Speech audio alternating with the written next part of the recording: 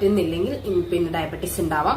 അതേപോലെ തന്നെ ഉണ്ടാക്കുന്ന ഇൻസുലിന്റെ അളവ് കുറഞ്ഞാലും ഡയബറ്റീസ് ഉണ്ടാവാം. അപ്പൊ ഇങ്ങനെയുള്ള കാരണങ്ങൾ കൊണ്ടൊക്കെ ഡയബറ്റീസ് ഉണ്ടാവാം.